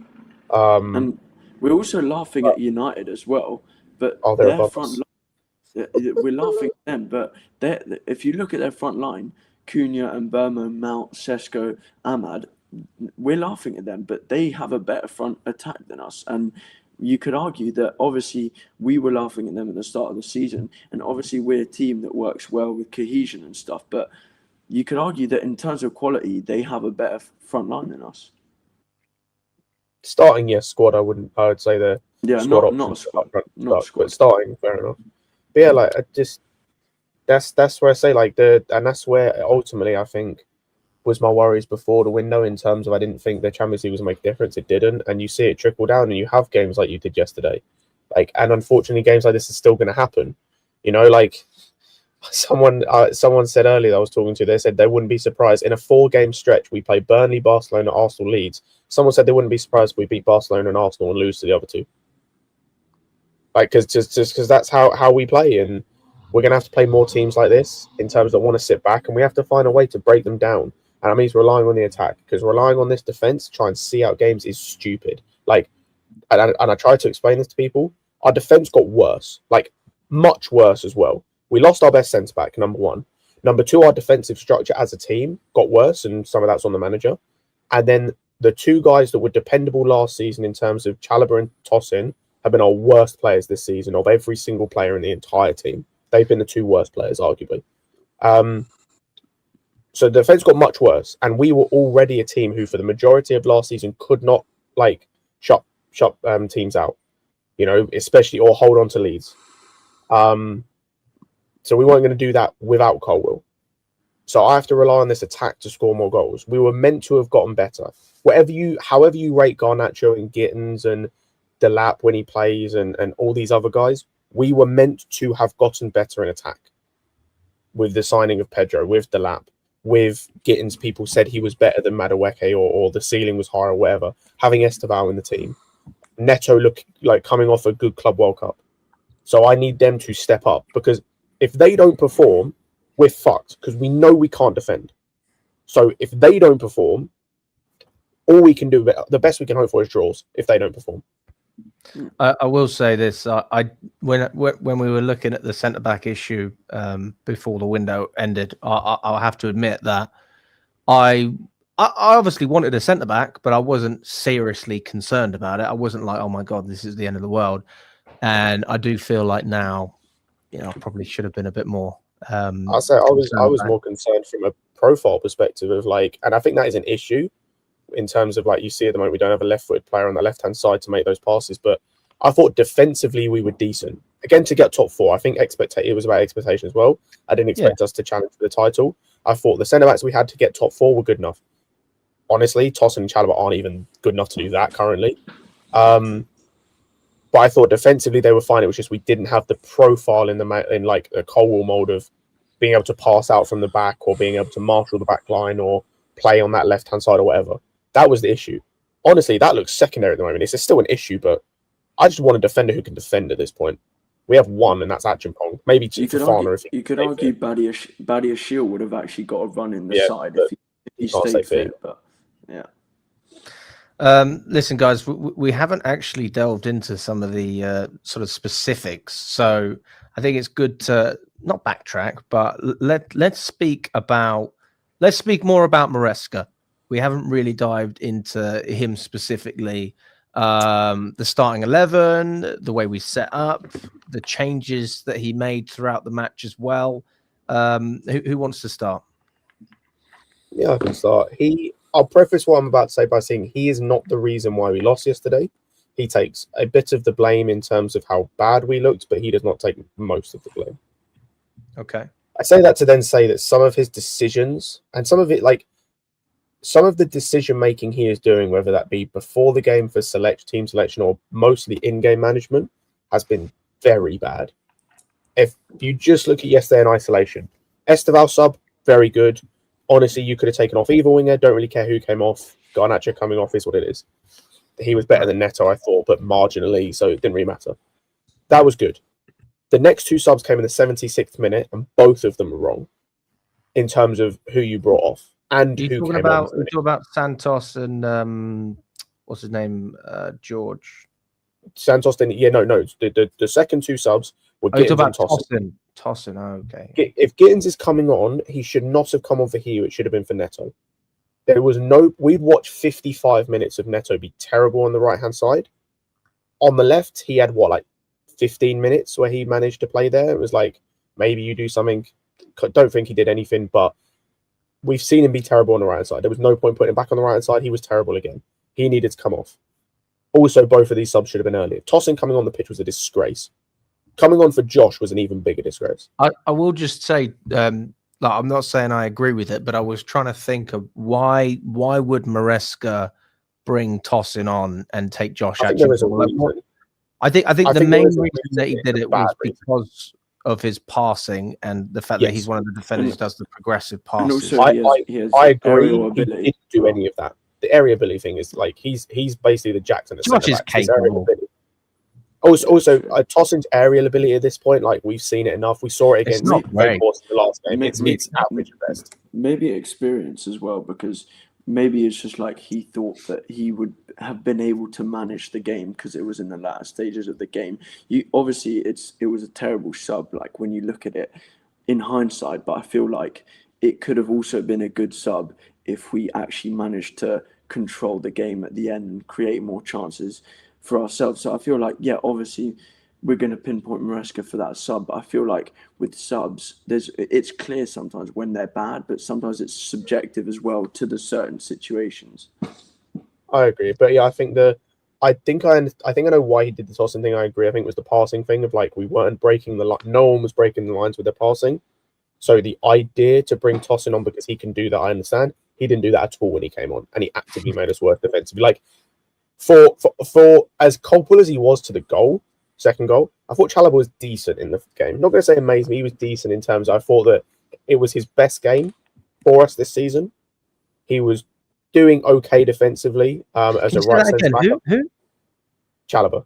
I thought Chalobah was decent, like defensively, until Tosin came on. I think he got way worse when Tosin came on. That's not to say he was amazing. Like as I said, I think he was just kind of decent. Especially on the right, he looked more comfortable. But then Tosin came on, it just seemed to ruin everything. But that was poor. And then I don't know why. I don't know what you're expecting from George and Santos in the 84th minute. Like this was. I don't know. I don't think I was on the Forest review, but I talked about this after Forest of like, there's a reason why some of these guys, these like squad options look terrible when they play. You're giving Santos 7 minutes in a game. By the way, when going back to the injury thing, apparently Enzo's injured or not fit, can't train. Why is he playing 90 minutes then and Santos is coming on in the 84th minute or the 83rd minute, whatever it was? How's he meant to get I will any say sort that, of chemistry? yeah, at the beginning of the season, I was all for Santos starting more games, and I think Santos is a good player. I really like him, but I can understand now why Enzo's playing as much as he is, because I do think he's prone to mistakes, and I also think that against Forest, for example, I thought Santos was really poor. So it's hard. He wasn't playing in his best position, though. You could argue. That's also true. It's true. That is absolutely true. But I mean, I can only judge what I'm seeing, right? And yeah, I mean, we've seen Enzo play in that position under Maresca and do okay. So I mean, if we're going to compare it like that, then I would say that Enzo's more capable. But if you have got João Pedro and Fernandez and they're not fully fit, then I mean, you're taking a risk. But to be fair, nobody ever asked these questions of Maresca last season because we never had to answer them. We literally played 2 11s in the cup competitions and then in the league, and you can't get away with that now. So basically, Maresca's doing what every Chelsea manager ever, apart from off the top of my head, Thomas Tuchel, has done, which is lean on your more experienced players or the players that you prefer, even if that is at the detriment of their fitness. And yeah, Maresca's doing exactly the same thing. Mm-hmm. Yeah, I think my thing with the Santos, I agree with you in the terms of starting. He should be getting more minutes. Give him like 30 minutes in a game to come off the bench. Yeah, for sure. To actually get an understanding of like, let him play with Caicedo, let him play with Enzo, let him play with João Pedro, like to get an understanding of playing with these guys in a game, like in a game situation. Because he plays 7 minutes today. I don't know when he's next going to play in terms of like start. But he's probably Wolves away. He might start. Yeah, probably Wolves in the cup. He starts. It'll probably be with Lavia again, maybe Gusto as well in midfield. God forbid. And it's like, so he's going to start again with someone he hasn't. That'll be his second game starting with Lavia. Like he's going to be starting with guys he has no chemistry with, or he's going to be in a state where he doesn't really understand. And he's still trying to exactly. He's still trying to learn the role as well, which is the thing that.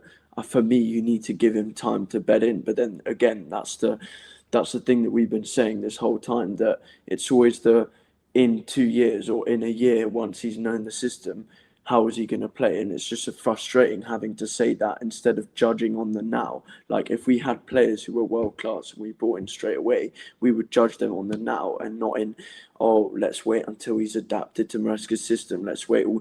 If you look at Arsenal and stuff, when you judge their players, you're not judging them based on how they're going to do in a year. You're judging them on what they're doing in this current situation. So for me, yeah, for Andre Santos, yeah, we're going to see if he starts Wednesday away. I reckon he will. But yeah, like you said, if Gusto starts and everyone makes that trip to Wolves away and we see Gusto in the pivot, I'm going to lose it.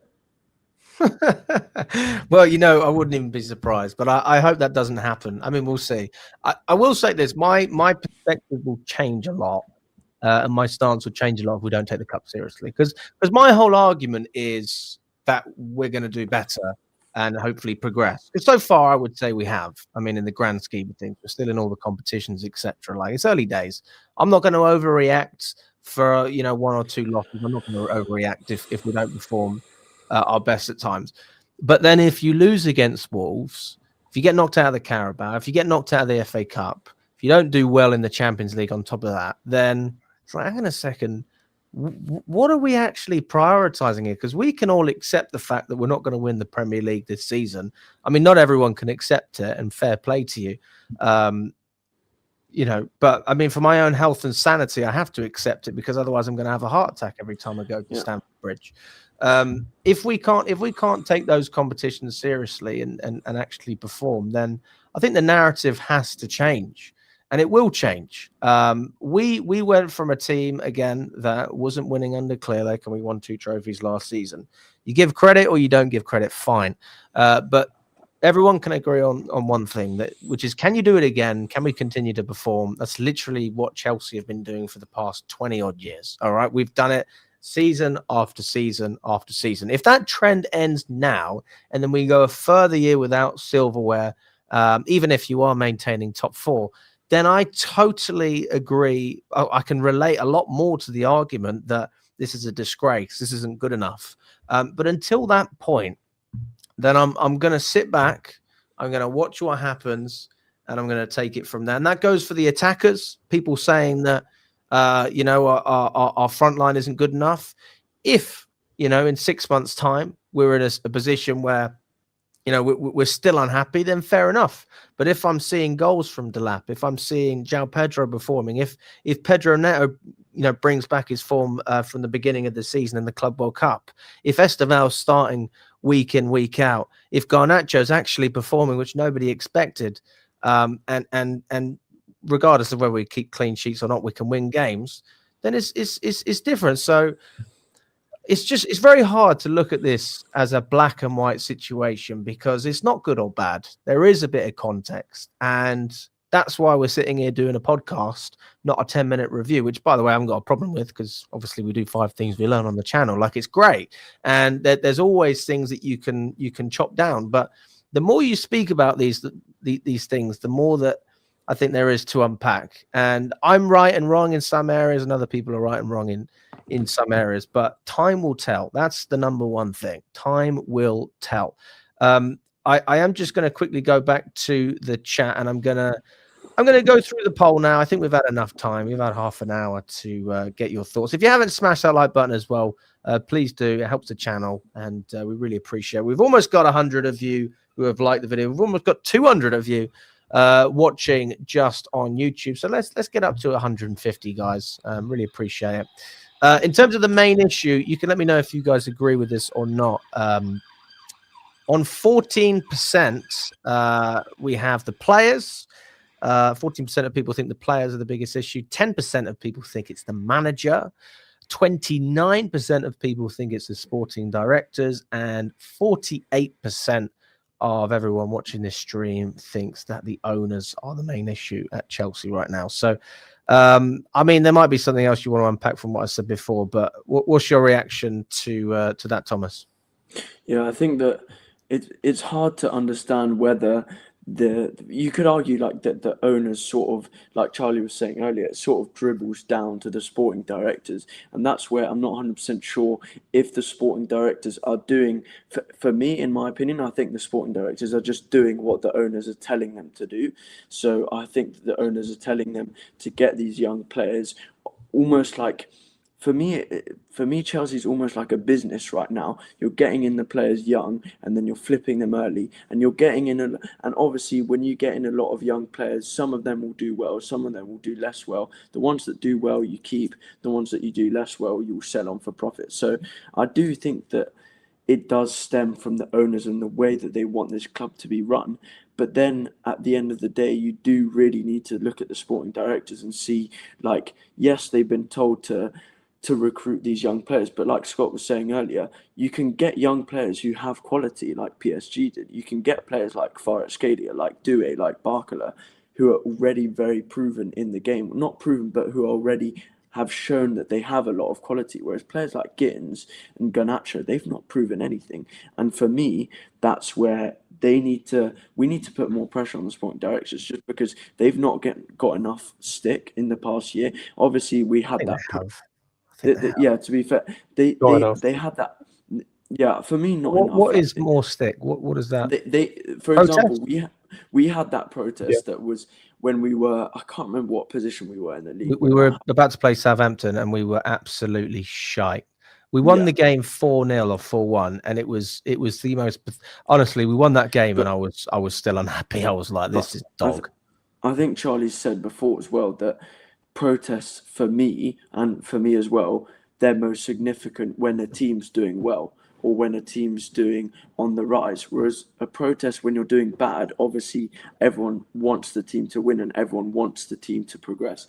But when you're doing bad, obviously the sporting directors and the owners are going to see that as, oh, that's very reactionary in terms of the reaction. But if you do that when we're winning, or if you do that if we're on the rise, like Strasbourg, they've protested Blueco and Clear Lake when they've been like second or third in the league. That means much more if you're doing well than if you're doing less well. And for me, they need to be under more stick, or the owners, in terms of this model, because as we've said before, this model never gets you to winning league titles. Scott? Yeah, I think I'm on the poll. I'm glad that most of the people understand that the manager is not the biggest issue at this football club, especially given everything else we've talked about. Like, if you genuinely think the manager is the issue, the biggest issue at Chelsea Football Club right now, with everything else we talked about, you genuinely can't be helped. Like, he has some problems in terms of stuff he's doing. You can't be helped if you think he's the problem. But yeah, like when it comes to the sporting directors, yeah, the protests are what needs to happen. Like, these guys deserve to lose their job. They've done a terrible job since they've been here, and it's not just but the model comes from the owners. Yeah, I understand but they keep on making the same mistakes every single year. How Garnacho, for example, was a Win Stanley buy. It was widely reported, and obviously depending on how much you want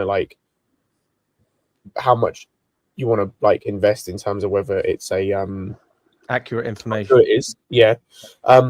It was widely reported that the Garnacho signing was Win Stanley pushed most of all.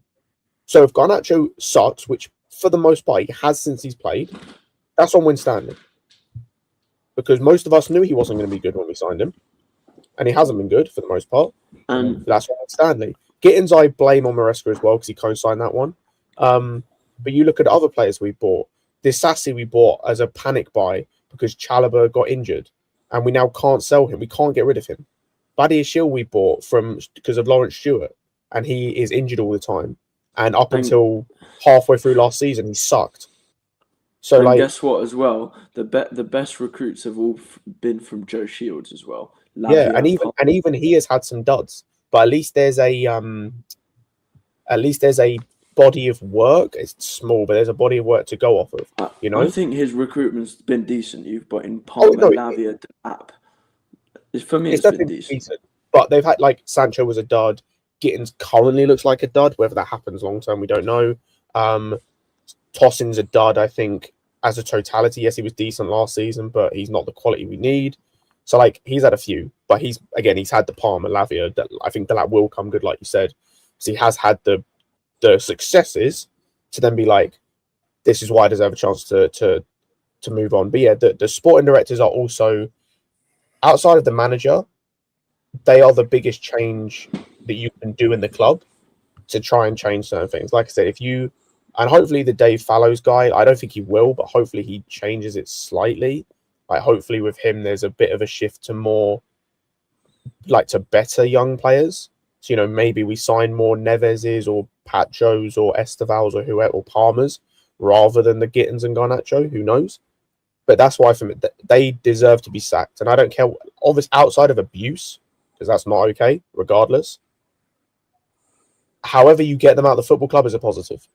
Whether it's protests, whether it's... I can't think of anything else actually, apart from whether it's protests, whether it's outside the ground, inside the ground, in terms of... obviously, as long as it's not abuse, it was voicing your displeasure at the job they've done, whatever gets them gone. They are the biggest problem at this football club. But the thing is, though, if they get removed, are we confident that the owners are going to bring in sporting directors who are competent to replace them?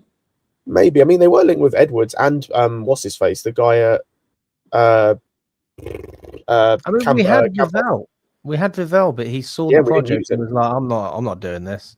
It wasn't even the project. They didn't listen to him. They preferred to, like, when it came to decision making, it was always Stuart or Winstanley that had the final say. That's why he left, because he ended up getting overlooked for so much. Yeah, so they might do, because we have actually looked at good sporting directors. Like I said, Edwards, Campos, that guy that was at RB Leipzig is now at Bayern. I forget his name. It's not Vivell. It's who we signed Vivell because we couldn't get him. I can't remember who he is. So we've looked at good. I think we looked at someone else as well who I forget. Like, well, Jewel has been pretty good from what I've seen in terms of his recruitment leads with Strasbourg. So like they've had good hires in that point, and like I said, Fallows might be good. It's just those two. It's literally just Winstanley and Stewart are the issue. Shields was a good hire. Some of the scouting guys, the South American guy they seem to have got is a fantastic hire by the looks of things. It's just those two. Those two are the biggest issue. Oh, and actually there is one other. Ben Roberts needs to get the fuck out of the club. Can't miss out Ben Roberts. Okay, guys, we are going to go to the Q&A. We're going to do some questions. So if you've got any questions, put them in, and we are going to answer as many as we can, although, you know, we will have to wrap up shortly because I am going to be recording with Lewis. Okay, let's see what Tim says. He says they've hired Potter, Poch, and Maresca. Do you guys need a more blatant display of disregard for winning? Who are we blaming next season? Birmingham's manager if they hire him next. I'll let you answer this one, Thomas. Wait, what's he saying? Who are we blaming next season? Birmingham's manager. Oh, so I guess Tim means that the owners are the problem, or sporting directors, one of the two. I mean, for me personally, Maresca's the right manager if you give him the right tools. Like, we've seen that with the right players, when players are fit, Maresca can be a very good manager, and I think he has a lot of potential. Obviously, last season for me was almost like a stepping stone, and it was not an anomaly, but I feel like players were still starting to learn his way of how he wants everyone to play, his tactics. I think his philosophy was still trying to be ingrained in the first season. So I do think Maresca, for me, would be the future or long-term manager for Chelsea right now. And I do think that he's a great manager to have. But obviously, when he's not being dealt the best of hands, or when he's not being given the best players, or he's constantly asked in the windows, can I get a centre-back? Can I get a goalkeeper? Or I remember there was a time in January, I think he asked for a midfielder, didn't get one. Or can I get a certain striker?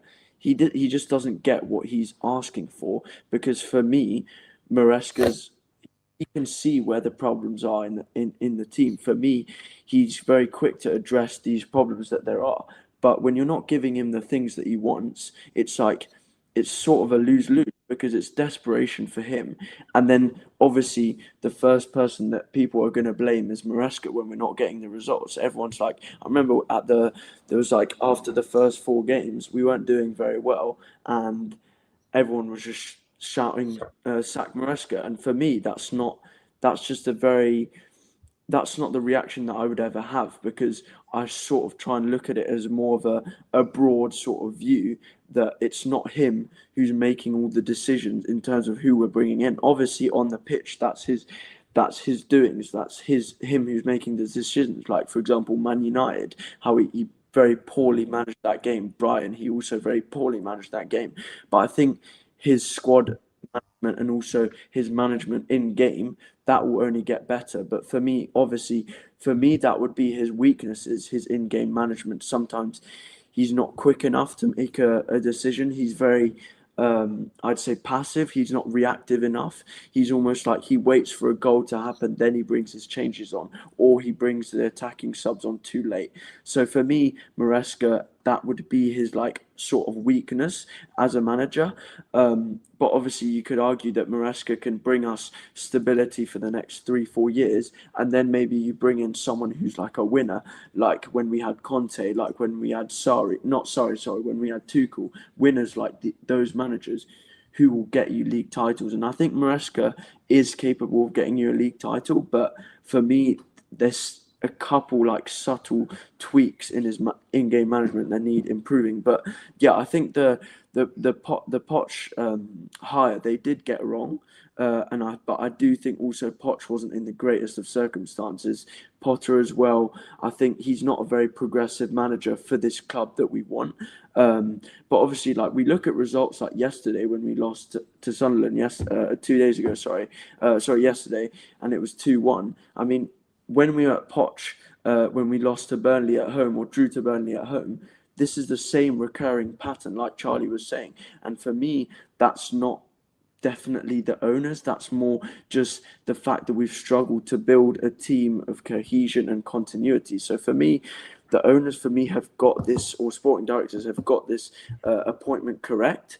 But you need to give him the right tools, because if you're not giving him the right tools, he's going to start complaining. And when the manager starts complaining, you all know that it ends in one way. And I think Maresca so far has been patient. He's been waiting. He's not really. Poch was starting to get fed up, and I think obviously Maresca internally, I'm sure that he's frustrating and fuming at some of the decisions. But I think I don't want to say he's a yes man, but he's not someone who's like. Obviously, he'll say his opinions when he thinks that a transfer window's not been good enough. But I think that he needs to make sure that he doesn't get too riled up or angry, because then you will know that he's out the exit door as well. So I think he's the right manager for us. But you need to give him the things that for him to succeed at the end of the day. Fair enough. Scott, here's a question for you from Pierre. He says, are we getting a centre-back in January? Yes, it'll be Mamadou Sarr recalled. No new signing then. No. Simple as that. The only signing I think we do in January in terms of like, actually no, we've already put. Never mind. I think the only signing we do will be Omega. We get him in early, but it'll be like a loan for 6 months before we buy him in the summer. But that's genuinely it. Like I don't see who else we buy. We weren't linked with any other centre backs. Outside of Gearhey, but I think he goes Liverpool. I don't think we get any centre backs. Fair enough.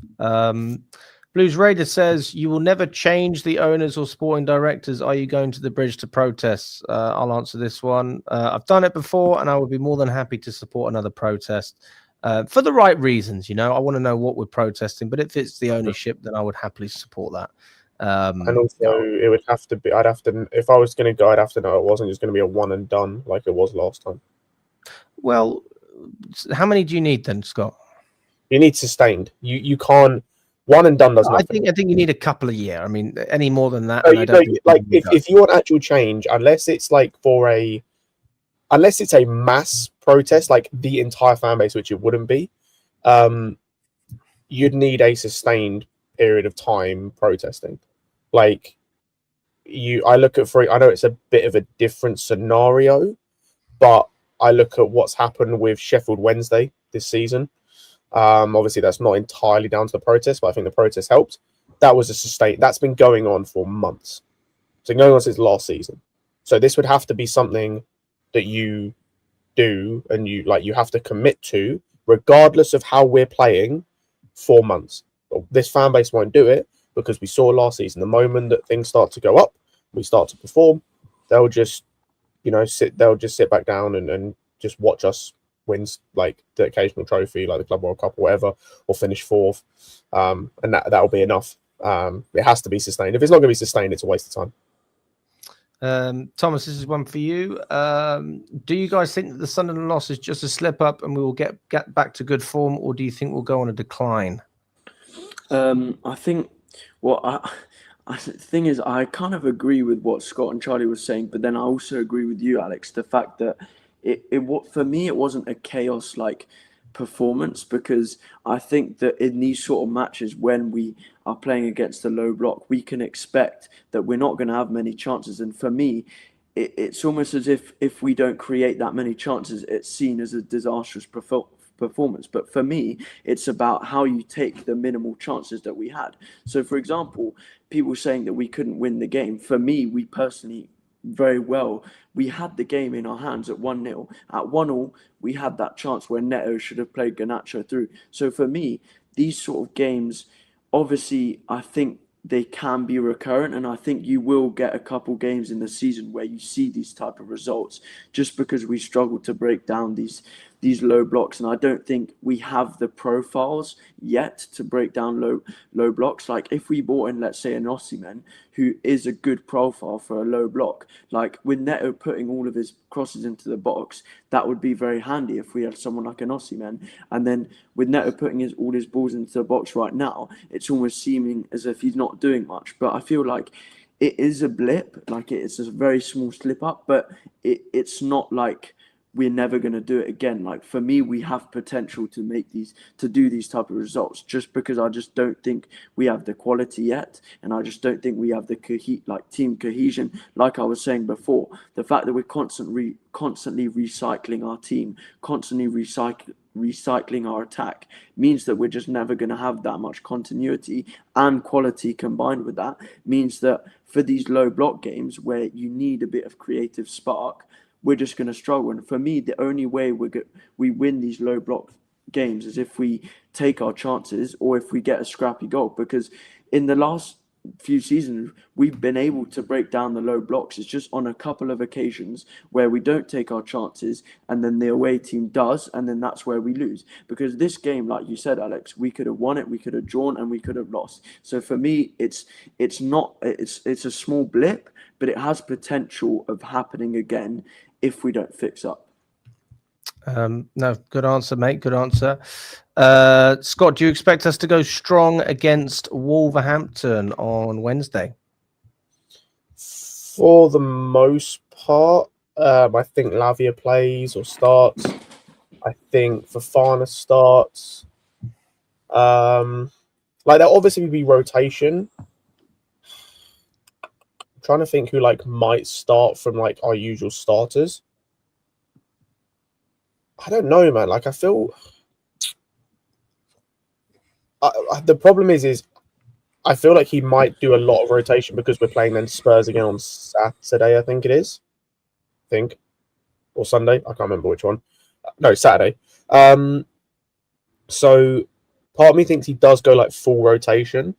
I'm hoping that one of Neto or Garnacho starts against Wolves, because that means theoretically they don't start against Tottenham. Same with I hope. It's so bad to I don't want him playing, but I kind of hope Tosin starts against Wolves, because we should still win regardless. So then he doesn't play against Tottenham. I don't want to see Josh against Wolves, because if he plays against Wolves, that tells me he's not playing against Tottenham. Same with Esteval. I don't really want to see Esteval start against Wolves, and if he does, I want him off at half time, because he needs to start against Tottenham. So I think he does full rotation, to be honest, just because again I think that Tottenham game is more important. I think we beat him anyway, just to put that out there, but I think that's more important. Last couple of questions, guys. Thomas, why do we always play with crosses? You can't always stretch the opposition vertically by quick combination play through the middle or with a dribbler. Well, I think in the last game, for sure, the reason why we played with crosses was Charlie was saying, we just couldn't get anything through the middle. And when you can't get anything through the middle, you're going to have to go wide. And for me, that's where we played with so many crosses. And like I was saying, if you've got no aerial threat, it's not going to lead you to anything. So that's one of the main reasons. And I think when you have someone like a Palmer, you're going to see us play more through the middle. And then obviously, I was slightly underwhelmed with João Pedro's performance as well. Every time he received the ball on the half turn, he seemed to slip or just lose his footing. I wasn't impressed with him. So I think that one of the main reasons is because when you play against a low block, you're forced to go wide just because you have not much space in the middle. But then particularly in this game, we just didn't have a Lavia, and we didn't have Palmer just in the middle trying to break those lines. And also we didn't have someone who's good enough from the defence to break those lines and to get those balls into the likes of your Palmers, into the likes of your Lavias and players like that. So that's the only reason why for me. Well, listen, I think we're going to wrap it up there, guys. But I just want to say a massive thank you to everyone that has tuned in for the Hoad Show. If you managed to last almost 2 hours, then fair play. We really appreciate it. And if you haven't smashed that like button, please do. We've almost got 100. We're only a couple away. But yeah, let's round it off well. If you enjoyed, subscribe to the channel. You can check out Charlie's channel as well, which is Blue Brother. I don't think he's recording. I think he had to go out somewhere. Yeah, big up to Charlie. Big up to Scott as well. Thanks so much for coming on, mate. Really appreciate it. And good to see Thomas on here as well. If you've enjoyed listening to Thomas, then let us know in the comments as well, and we'll certainly have you on more shows, mate. I think a lot of people like what you have to say. But yeah, we're going to round it up there. Enjoy the rest of your Sunday, and we will be back after the Wolverhampton game for another episode of the Day After Show. So stay tuned for Thursday evening, and we will come out at that point. All the best, guys, and we